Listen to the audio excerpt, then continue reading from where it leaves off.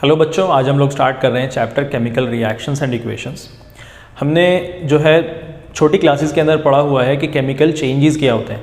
कुछ एग्जांपल्स मैं आपको बताता हूँ, जैसे कि राइपनिंग ऑफ फ्रूट्स हो गया एंड फर्मेंटेशन ऑफ ग्रेप्स हो गया, कर्डिंग ऑफ मिल्क हो गया जो दूध से दही बन जाता है ना। ये कुछ एग्जांपल्स हैं बेटा जिसके अंदर ना केमिकल चेंजेस हो रहे होते हैं। तो ये केमिकल चेंजेस होता क्या है एक्चुअली में, अगर आप लोग गौर करेंगे इसके ऊपर, जो दूध है उससे दही अगर बन रहा है तो दूध की प्रॉपर्टीज़ कंप्लीटली चेंज हो रही हैं किसी नए सब्सटेंस के अंदर।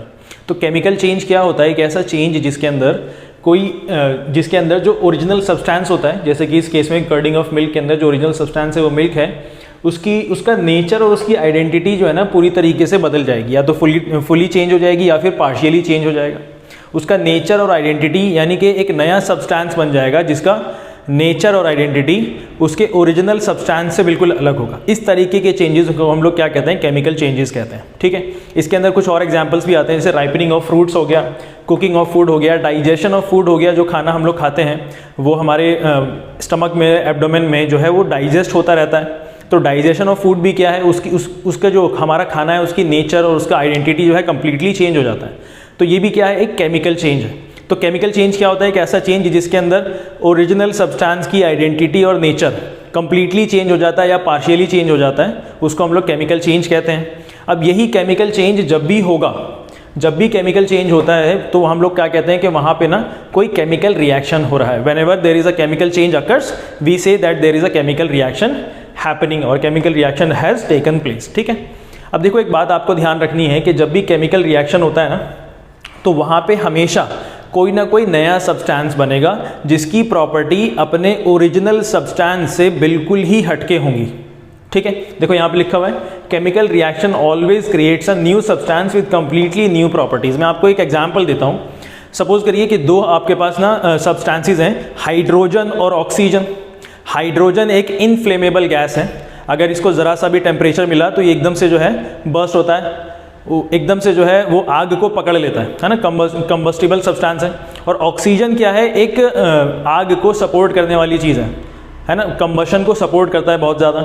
लेकिन जब ये दोनों चीज़ें मिल जाती हैं तो वाटर बनता है, और वाटर की क्या प्रॉपर्टी है कि वो आग को बिल्कुल बुझा देता है। तो देखो जब ओरिजिनल सब्सटेंस की प्रॉपर्टीज़, उसका नेचर और उसकी आइडेंटिटी बिल्कुल ही बदल गई तो हम लोग क्या बोलेंगे? वहाँ पे एक केमिकल रिएक्शन हुआ है। इसी तरीके से अब देखो कई बार ना जब केमिकल रिएक्शंस हो रहे होते हैं तो हम लोगों को पता लगाना होता है कि अगर वहाँ पे कोई अलग सा चेंज आया है, कोई ऐसी प्रॉपर्टी तो नहीं है जिसकी वजह से केमिकल चेंज या केमिकल रिएक्शन वहाँ पे हो रहा है और हम लोग पता लगा सकते हैं। तो केमिकल रिएक्शन के ना कुछ कैरेक्टरिस्टिक्स होते हैं, ऐसी चीज़ें जिससे कि हम ये पता लगा सकें कि वहाँ पे कोई केमिकल रिएक्शन हो रहा है या नहीं हो रहा है। तो देखो कैरेक्टरिस्टिक्स ऑफ केमिकल रिएक्शन, पहली दो कैरेक्टरिस्टिक्स देखेंगे हम लोग। चेंज इन स्टेट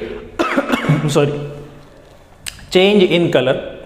देखो चेंज इन स्टेट का मतलब है कि अगर आपने कोई लिक्विड सब्सटेंस लिया हुआ है तो वो अपना स्टेट चेंज कर दे, वो गैस बन जाए या जो है वो सॉलिड बन जाए, उसको हम लोग चेंज इन स्टेट कहेंगे।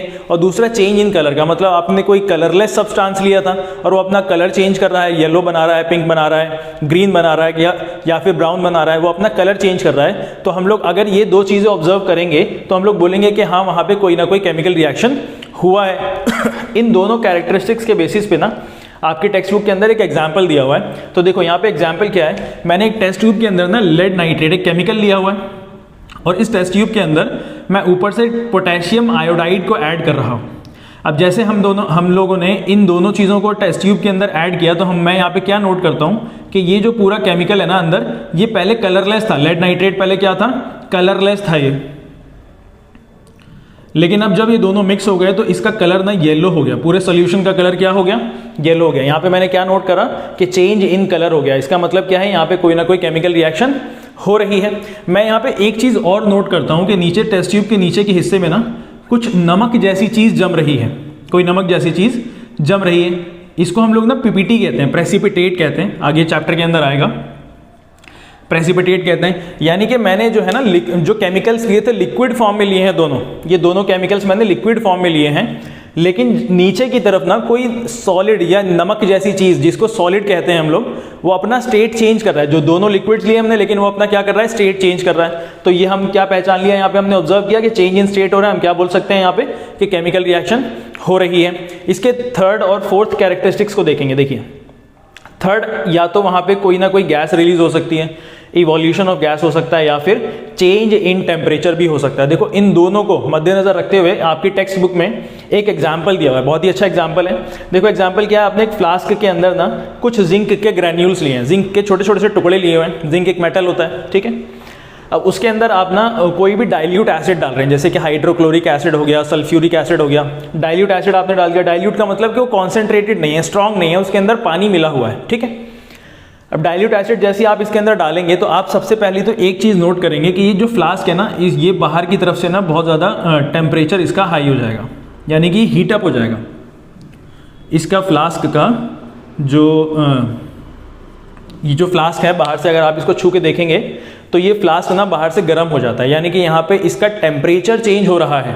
जब टेम्परेचर चेंज हो रहा है, हमने ऑब्जर्व कर लिया, तो हम क्या बोल सकते हैं, वहाँ पे केमिकल रिएक्शन हो रही है। एक चीज़ यहाँ पे आप और नोट करेंगे कि यहाँ पे ना जिंक के ऊपर से केमिकल्स, इन जो दोनों केमिकल्स है, डाइल्यूट एसिड है, इसके अंदर ना कुछ बबल्स ऊपर की तरफ जाना स्टार्ट करेंगे, कुछ बबल्स ऊपर की तरफ जाना, ऊपर की तरफ रिलीज होना स्टार्ट हो जाएंगे, यानी कि यहाँ पे कोई ना कोई गैस बन रही है, इवोल्यूशन ऑफ गैस हो रहा है। तो जब हम ये ऑब्जर्व करेंगे कि कोई गैस बबल्स के फॉर्म में बाहर निकल रही है, तो हम क्या बोलेंगे, वहाँ पे केमिकल रिएक्शन हो रहा है। इसके अंदर एक बात आपको याद रखनी है, जो बबल्स निकलते हैं ना, ये बबल्स ना हाइड्रोजन गैस के बबल्स होते हैं। जब भी आप किसी भी मेटल को डाइल्यूट एसिड के साथ या एसिड के साथ रिएक्ट करेंगे तो हमेशा हाइड्रोजन गैस रिलीज होती है। वैसे हम लोग ये टॉपिक ना मेटल्स, थर्ड चैप्टर है मेटल्स एंड नॉन मेटल्स में पढ़ेंगे, लेकिन फिर भी आपको यहाँ पे मैंने बता दिया। केमिकल इक्वेशंस देखते हैं हम लोग कि केमिकल इक्वेशंस क्या होते हैं। बच्चों केमिकल इक्वेशंस ना कुछ एक ऐसा तरीका होता है, मेथड होता है, किसी भी रिएक्शन को ना कागज़ पे रिप्रेजेंट करने का एक तरीका है, एक मेथड है। लेकिन इसमें ना हम किसी चीज़ की हेल्प लेते हैं, हम लोग ना एलिमेंट्स के सिंबल्स की और कंपाउंड्स के फार्मूलाज़ की हम लोग हेल्प लेते हैं। तो एक तरीका, एक मेथड है जिसके ज़रिए से हम लोग केमिकल रिएक्शंस को कागज़ पे रिप्रेजेंट कर सकते हैं। ये एक ऐसा तरीका है जिसके ज़रिए से अगर मैं कागज़ पे लिखूं तो वो बहुत ज़्यादा कम स्पेस लेगा, पहली बात तो। और दूसरी बात कि इसको अगर कोई भी दूसरा आदमी जो है पढ़ रहा है, कोई भी दूसरा स्टूडेंट पढ़ रहा है, कोई भी पढ़ रहा है उसको, तो उसको बात ना समझ में आ जाएगी, इस तरीके से इसको लिखना है। तो देखो केमिकल इक्वेशंस क्या होते हैं, the method of representing a chemical reaction with the help of some symbols and formulae of the substances in it, substances involved in the chemical reaction. एक ऐसा तरीका जिसके जरिए से हम लोग जो है केमिकल रिएक्शंस को कागज़ पे लिख देते हैं, लेकिन सिंबल्स और फॉर्मूले के हेल्प से लिखते हैं। देखो एक एग्जाम्पल लेके समझते हैं सबसे पहले हम लोग यहाँ पे, burning of magnesium ribbon. Magnesium यानी कि एक ये मेटल है, इसका एक जो है ना बहुत ही पतला सा स्ट्रिप लिया है जिसको हम लोग मैग्नीशियम रिबन कहते हैं। इसको अगर हम लोग बर्न कर रहे हैं, और अगर बर्न कर रहे हैं तो इससे क्या क्या बनता है, क्या क्या वहाँ पे केमिकल रिएक्शंस होते हैं, तो वहाँ पे हम लोगों को समझना है, ठीक है ना। सबसे पहले ये जो बर्निंग ऑफ मैग्नीशियम रिबन है ना, इसको अगर मैं कागज़ पे लिखना चाहूँ तो इसका सेंटेंस फॉर्म होगा सबसे पहले तो, magnesium ribbon is burned with oxygen. जब भी कोई चीज़ जलेगी तो वहाँ पे उसको ऑक्सीजन की रिक्वायरमेंट है, तो मैग्नीशियम जलेगा किसके प्रेजेंस में, ऑक्सीजन के प्रेजेंस में जल रहा है, और वो क्या प्रोड्यूस कर रहा है, मैग्नीशियम ऑक्साइड प्रोड्यूस कर रहा है। अब ध्यान से देखो, जो मैग्नीशियम रिबन का बर्निंग का जो रिएक्शन है, जो इक्वेशन है मैंने सेंटेंस फॉर्म में लिखी है, जो कितनी ज़्यादा जगह ले रहा है, ठीक है। दूसरी बात, अगर हम इसी चीज़ को सेंटेंस फॉर्म को वर्ड के फॉर्म में लिखना चाहें तो कैसे लिखेंगे। देखो मैग्नीशियम किसके प्रेजेंस में बर्न हो रहा था, ऑक्सीजन के प्रेजेंस में बर्न हो रहा था, तो मैग्नीशियम प्लस में ऑक्सीजन कर देंगे हम लोग। मैग्नीशियम और ऑक्सीजन बर्न हो रहे हैं, बना क्या था यहाँ पे, प्रोड्यूस मैग्नीशियम ऑक्साइड। तो एक एरो लगाएंगे आप राइट हैंड साइड में, और आप राइट हैंड साइड में क्या लिख देंगे, मैग्नीशियम ऑक्साइड। ये एक वर्ड इक्वेशन का लिखने का तरीका है, ताकि आपने पूरा जो सेंटेंस है ना उसको छोटा कर दिया है, वर्ड इक्वेशन बना दिया है। क्या इससे भी छोटी चीज़ हो सकती है, क्या इससे भी छोटा हम लोग लिख सकते हैं, बिल्कुल लिख सकते हैं। अगर आपको मैग्नीशियम का सिंबल पता है, ऑक्सीजन का सिंबल पता है, मैग्नीशियम ऑक्साइड का फॉर्मूला आपको पता है, तो आप इस चीज़ को और ज़्यादा छोटा करके लिख सकते हैं। इसको हम लोग कहते हैं स्केलेटल इक्वेशन, ठीक है। तो देखो मैग्नीशियम की जगह पे मैंने लिख दिया सिर्फ Mg, जो कि इसका सिंबल होता है। ऑक्सीजन की जगह पे O2, जो कि ऑक्सीजन का जो है मॉलिक्यूल का सिंबल है, फॉर्मूला है। और दूसरा मैग्नीशियम ऑक्साइड का मुझको फॉर्मूला पता है, मैग्नीशियम MgO होता है। तो मैंने इस तरीके से वर्ड इक्वेशन को स्केलेटल फॉर्म में लिखा, और लेफ्ट हैंड साइड में मैंने दो चीज़ें ली थी, तो उन दोनों के बीच में एक प्लस लगा दिया। अब ये दोनों रिएक्ट करके एक नई चीज़ बना रहे हैं, तो रिएक्ट करने के बाद यहाँ पे ना मैंने एक एरो बना दिया राइट हैंड साइड पे, जो कि राइट हैंड डायरेक्टेड है। और यहाँ पे हम लोग राइट हैंड पे कुछ जो प्रोडक्ट बना था हमारा उसका फॉर्मूला लिख देंगे, MgO लिख देंगे, ठीक है। यहाँ पे एक बात आपको और ये समझनी है कि जब भी आप केमिकल इक्वेशंस लिखते हैं ना, तो उसके लेफ्ट हैंड साइड में जितनी चीज़ें होती हैं उन सबको आप कलेक्टिवली रिएक्टेंट्स कहते हैं। मैग्नीशियम भी रिएक्टेंट है, ऑक्सीजन भी रिएक्टेंट है। अगर कोई और चीज़ होती लेफ्ट हैंड साइड में तो वो भी रिएक्टेंट ही कहलाता। ठीक है, तो जितनी चीज़ें लेफ्ट हैंड साइड में है वो सब रिएक्टेंट कहलाएंगे। अगर 2, 3, 4, 5 चीज़ें तो आप लिखेंगे कैसे, सबके बीच में आप प्लस बना देंगे। जैसे 2 के बीच में यहाँ पे प्लस बना हुआ है, अगर 3 चीज़ें होती तो आप 3 चीज़ें लिखते हो, सबके बीच में प्लस लिख देते। ठीक है, अब यहाँ पे आप एक एरो बनाएंगे जो कि हमेशा राइट हैंड साइड में डायरेक्टेड होगा, और राइट हैंड साइड में जो चीज़ लिखी जाती है उसको हमेशा हम लोग प्रोडक्ट कहते हैं। ठीक है, इस रिएक्शन के अंदर, इस इक्वेशन के अंदर सिर्फ एक ही प्रोडक्ट बना है, इसलिए यहाँ पे सिर्फ सिंगल प्रोडक्ट लिखा हुआ है। लेकिन बहुत सारे ऐसे रिएक्शंस होते हैं, ऐसे इक्वेशंस होते हैं जहाँ पे प्रोडक्ट एक से ज़्यादा बनेगा, तो हम लोग वहाँ पे कैसे लिखेंगे। सपोज करो मैग्नीशियम ऑक्साइड के साथ कोई और चीज़ बन रही होती, XYZ कुछ बन रहा होता, तो हम लोग यहाँ पे प्लस लगा देते और उसका नाम लिख देते। अगर फॉर्मूला था तो फॉर्मूला लिख देते, अगर सिंबल था तो सिंबल लिख देते, तो वो भी प्रोडक्ट की ही कैटेगरी के अंदर आता। बोलने का मकसद ये है, लेफ्ट हैंड साइड में जो भी चीज़ें होंगी वो रिएक्टेंट कहलाएगा, राइट हैंड साइड में जो भी चीज़ होगी वो प्रोडक्ट कहलाएगी।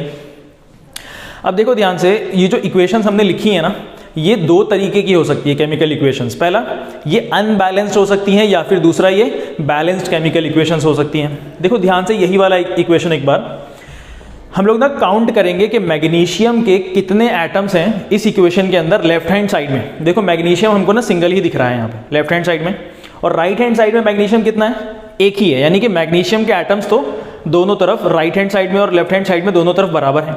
लेकिन ऑक्सीजन के कितने एटम्स दिख रहे हैं यहाँ पे हमको, 2 दिख रहे हैं, और लेकिन राइट हैंड साइड में ऑक्सीजन का सिर्फ एक ही एटम दिख रहा है। इसका मतलब ये है कि ऑक्सीजन के एटम्स लेफ्ट हैंड साइड में कुछ ज़्यादा है और राइट हैंड साइड में कुछ कम है। ऐसी इक्वेशन को जहाँ पे नंबर ऑफ एटम्स किसी भी एलिमेंट के अनइक्वल हो, बराबर ना हो, तो ऐसी इक्वेशन को हम लोग कहते हैं अनबैलेंस्ड इक्वेशन। देखो यहाँ पे लिखा हुआ definition, unbalanced chemical equation, the equation in which number of atoms of each element are not equal on both sides. Number of atoms of each element are not equal on both sides. जब दोनों side में number of atoms हर एक एलिमेंट के equal नहीं होंगे तो ऐसी इक्वेशन को हम लोग बोलेंगे अनबैलेंस्ड केमिकल इक्वेशन, जो कि यहाँ पे इसका एक एग्जाम्पल लिखा हुआ है।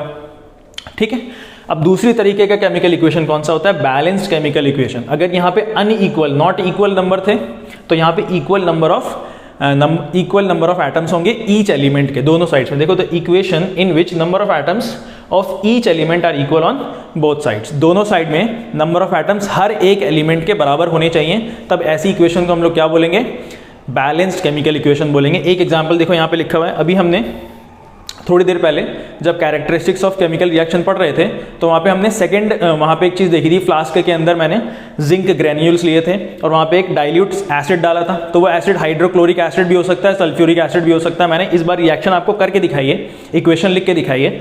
तो जिंक और सल्फ्यूरिक एसिड मैंने ले लिया जो कि रिएक्टेंट है, तो मैंने लेफ्ट साइड में लिखा है। ठीक है, और दोनों के बीच में अलग अलग चीज़ें हैं तो दोनों के बीच में एक प्लस बना दिया है। अब ये दोनों रिएक्ट कर रहे हैं और हमारे पास एरो बना करके एक नई चीज़ बन जाएगी जो कि जिंक सल्फेट नाम है इसका, और यहाँ पे हमारे पास हाइड्रोजन गैस रिलीज हो रही थी, उसके अंदर हाइड्रोजन गैस रिलीज हो रही थी। अब जरा गौर करो, लेफ्ट हैंड साइड में जिंक का एक ही एटम है और राइट हैंड साइड में भी जिंक का एक ही एटम है। जिंक के एटम्स, जिंक एलिमेंट के एटम्स तो बैलेंस हैं। अब देखते हैं किसी और चीज़ का, जैसे यहाँ पे हाइड्रोजन देखो, हाइड्रोजन के कितने एटम्स हैं, 2 लेफ्ट हैंड साइड में, और राइट हैंड साइड में हाइड्रोजन के कितने एटम्स हैं, 2, यानी कि हाइड्रोजन भी बैलेंस है। अब देखो यहाँ पे सल्फर का एक एटम लेफ्ट हैंड में, सल्फर का राइट हैंड में एक एटम, सल्फर भी बैलेंस्ड है। ठीक है, और यहाँ पे ऑक्सीजन देखो, ऑक्सीजन भी लेफ्ट हैंड साइड में 4 है और राइट हैंड साइड में ऑक्सीजन 4 है, यानी कि ये एक ऐसी इक्वेशन है जिसके अंदर number of atoms of each element are equal in both sides, reactant side and product side. अब देखो इस इक्वेशन, इस वाले हमने टॉपिक के अंदर ना एक एग्जाम्पल लिया था, बर्निंग ऑफ मैग्नीशियम रिबन। ये ना एग्जाम के अंदर डायरेक्टली पूछा जाता है। इसके 1 या 2 क्वेश्चन मैं आपको बताता हूँ। देखो, सबसे पहले तो मैग्नीशियम रिबन जो है ना, इसको जलाने से पहले, इसको जब हम लोग इग्नाइट करते हैं, इसको जलाने से पहले ना सैंड पेपर जो होता है ना, सैंड पेपर जिससे हम लोग, जो मिस्त्री लोग होते हैं दीवार पर रगड़ते हैं सैंड पेपर, उसको प्लेन करने के लिए, तो इसको जलाने से पहले मैग्नीशियम के स्ट्रिप को, रिबन को जलाने से पहले इसको ना साफ़ किया जाता है मैग्नीशियम रिबन से। तो सवाल आता है कि इसको क्यों साफ़ किया जाता है। सबसे पहले आपको ये जानना ज़रूरी है कि मैग्नीशियम जो ना एक रिएक्टिव मेटल है। अगर इसको ऐसे ही ओपनली छोड़ दिया जाता है तो हवा में प्रेजेंट ऑक्सीजन से, कार्बन डाइऑक्साइड से, इन सब से रिएक्ट कर लेता है। ठीक है। तो मैग्नीशियम जब ऑक्सीजन से रिएक्ट कर लेगा ना और कार्बन डाइऑक्साइड से रिएक्ट कर लेगा तो अपने ऊपर अपना जो सरफेस है उसके ऊपर ना एक जो है लेयर बना लेता है अपने ऑक्साइड की, अपने कार्बोनेट्स की और बहुत सारे कंपाउंड्स की लेयर बना लेता है। उस लेयर बनने की वजह से मैग्नीशियम के जलने में प्रॉब्लम आती है, ठीक है। तो इसको साफ क्यों करना पड़ता है? सबसे पहले तो इसके ऊपर जो लेयर जम गई है कार्बोनेट्स की, ऑक्साइड्स की, उसको साफ करने के लिए ताकि आसानी से ये जल जाए, ये पहला सवाल है।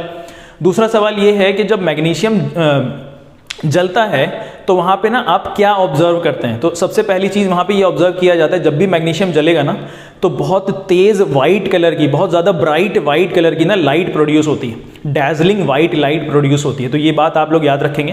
पहला कि इसको साफ़ किया जाता है ताकि उसके ऊपर से ऑक्साइड और कार्बोनेट्स के लेयर्स हट जाएँ और ये आसानी से जल जाए। दूसरा, जब मैग्नीशियम को जला देते हैं तो वो dazzling white light, bright white light जो है ना प्रोड्यूस करता है। और तीसरी चीज़ मैग्नीशियम के बारे में कि मैग्नीशियम जब बन जाता है, मैग्नीशियम जब जल जाता है तो मैग्नीशियम ऑक्साइड बनता है। ये मैग्नीशियम ऑक्साइड का फॉर्म क्या होता है? ये पाउडर फॉर्म में होता है। होता तो वो सॉलिड है, स्टेट क्या है उसका? सॉलिड है, लेकिन फॉर्म क्या है उसका? वो पाउडर फॉर्म में बनता है। तो 3 बातें आपको याद रखनी है। मैं यहाँ पे तीनों बातें लिख देता हूँ।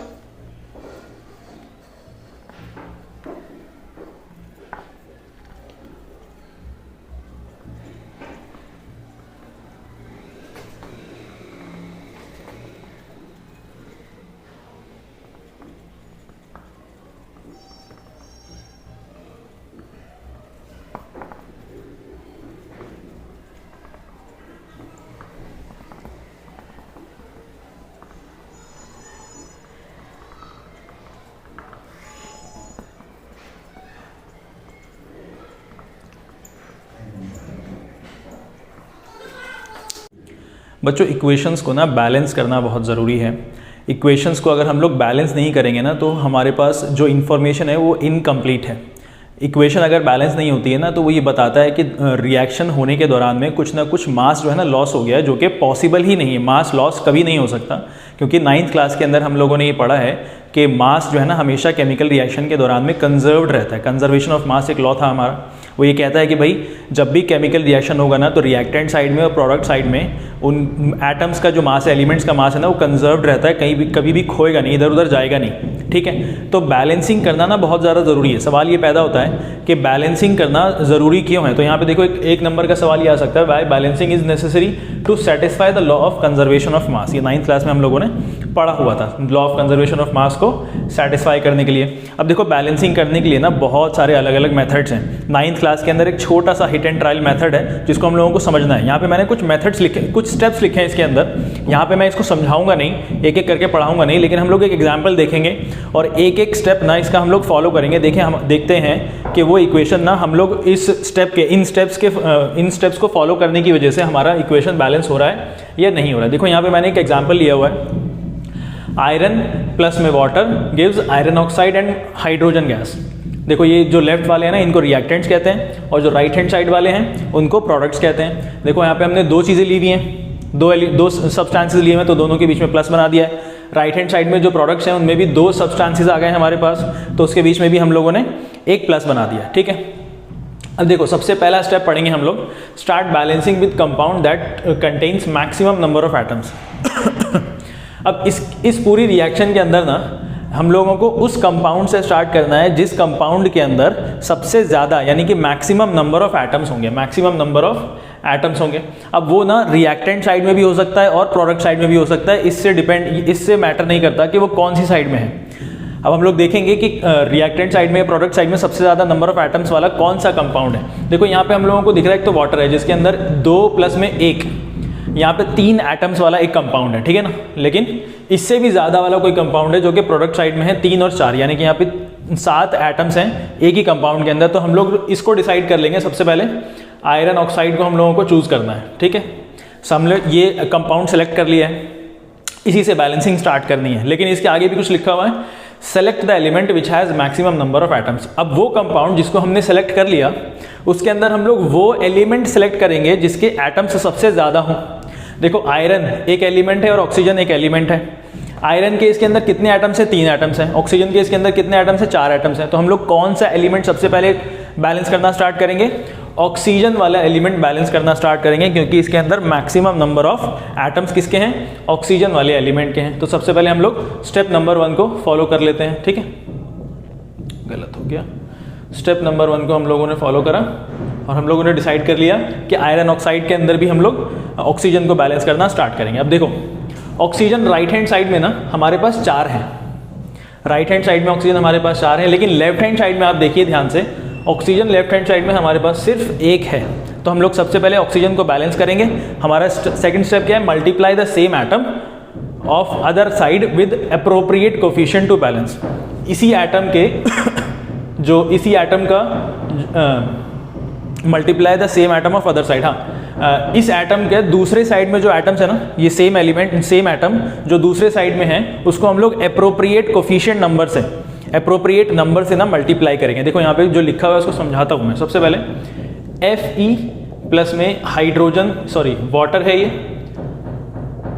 Fe3O4 प्लस में हाइड्रोजन। देखो राइट हैंड साइड में हमारे पास ऑक्सीजन 4 है, अब ये कह रहे हैं कि मल्टीप्लाई करो दूसरी साइड ऑक्सीजन को, तो मल्टीप्लाई करेंगे हम लोग ऐसे कोफिशिएंट लगा के हमेशा, ठीक है ना। अब देखो एक तरीका यहाँ पे लिखा हुआ है, do not alter the formula.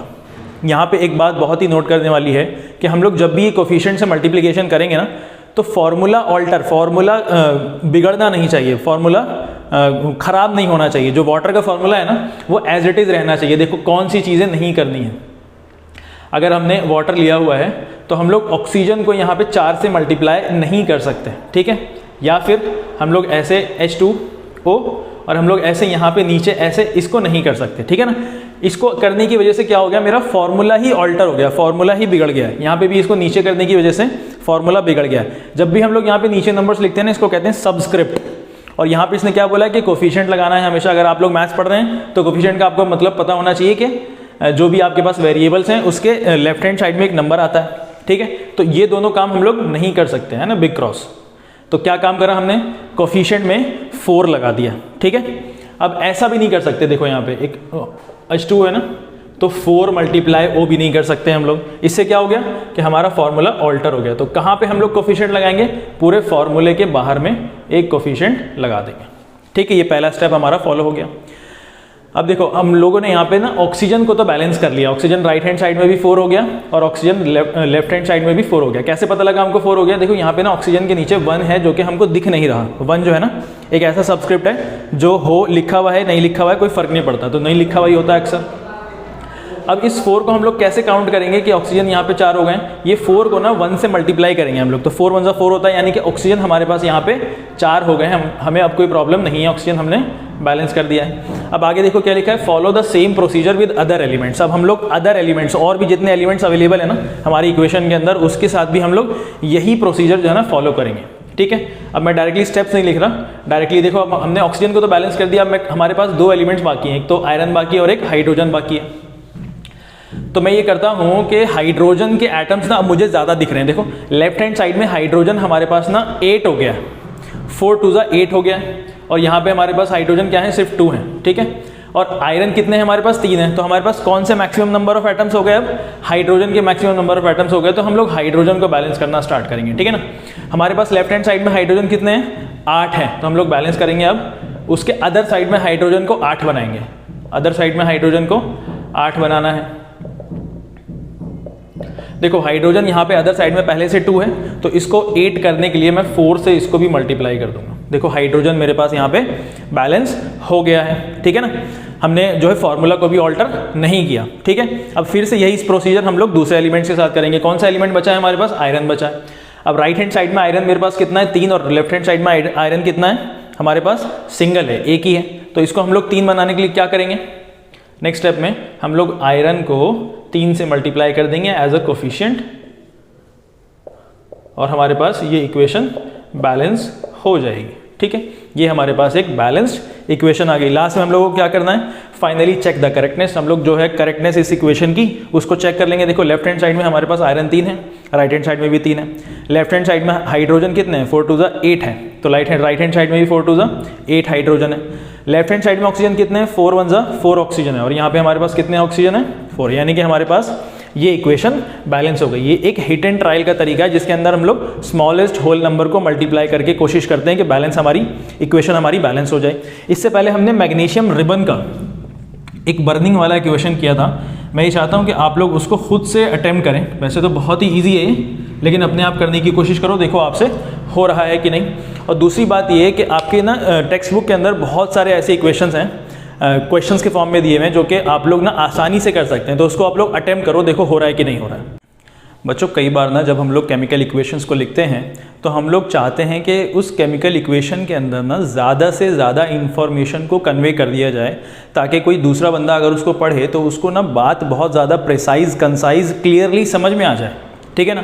तो इसके लिए हम लोग कोशिश करते हैं कि केमिकल इक्वेशंस के अंदर ना कुछ एक्स्ट्रा चीज़ें हम लोग ऐड कर दें, लिख दें बहुत ही शॉर्ट फॉर्म के अंदर, ताकि पढ़ने वाले को वो समझ में आ जाए कि और कौन कौन से कंडीशंस वहाँ पे ज़रूरी हैं उसको उस इक्वेशन को करने के लिए। ठीक है।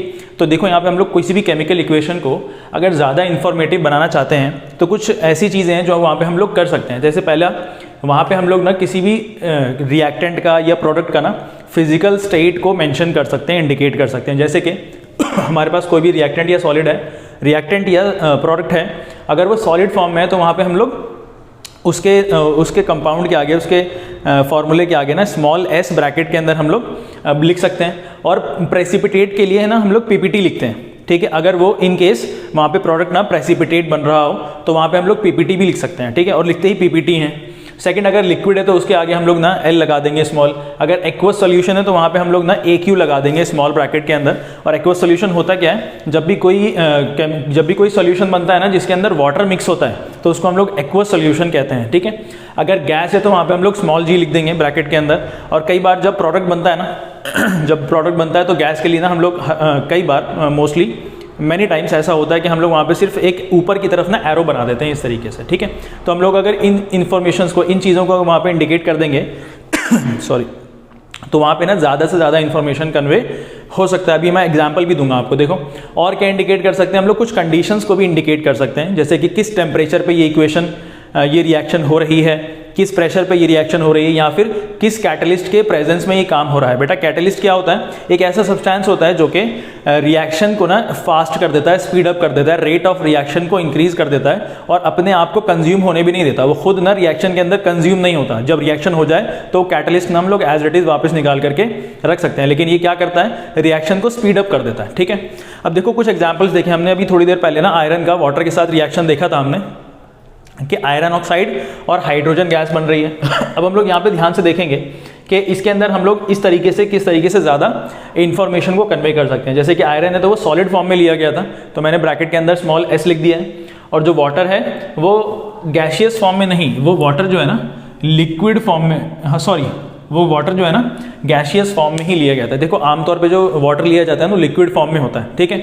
लेकिन आयरन जो है ना एक ऐसा मेटल है जो कि लिक्विड वाले वाटर से ना रिएक्ट नहीं करता, ये स्टीम से रिएक्ट करता है। ये 3rd चैप्टर के अंदर आएगा, हम लोग पढ़ेंगे ऐसा क्यों होता है। तो ये आयरन जो है ना वाटर के साथ रिएक्ट तो करता है लेकिन गैशियस फॉर्म में, स्टीम फॉर्म में रिएक्ट करता है। ठीक है। अब जब वो आयरन ऑक्साइड बना है तो वो कौन से फॉर्म में बना हुआ है, उसका वो एक्वस सोल्यूशन है, यानी कि वो सोल्यूशन में बना है और पानी उसके अंदर मिक्सड है, ये वाटर। और हाइड्रोजन गैस जो रिलीज हो जाती है उसको हम लोग गैस स्मॉल g से दिखा देंगे या फिर एक एरो आप ऊपर दिखा देंगे। एक और एग्जांपल देखो, कार्बन मोनोऑक्साइड जब हाइड्रोजन के साथ रिएक्ट करता है, ये एक कंपाउंड है मिथेनॉल, चैप्टर 4 के अंदर पढ़ेंगे हम लोग। तो ये रिएक्शन जो है ना ये एक स्पेसिफिक प्रेशर के ऊपर प्रेशर पे होती है। तो 340 एटमॉस्फेरिक प्रेशर चाहिए होता है इस रिएक्शन को करने के लिए। तो हम लोग देखो क्या यहाँ पे और हमने दिखा है, तो कार्बन मोनोऑक्साइड गैशियस फॉर्म में लिया गया था, हाइड्रोजन भी गैशियस फॉर्म में लिया गया है। ये जो मिथेनॉल जो कंपाउंड बना है CH3OH, ये लिक्विड फॉर्म में हम लोगों को मिला है। एक और एग्जांपल देखो, ये ना फोटोसिंथेसिस है। ठीक है। फोटोसिंथेसिस एक वो प्रोसेस है जिसके ज़रिए से प्लांट्स अपना खाना प्रिपेयर करते हैं। ठीक है।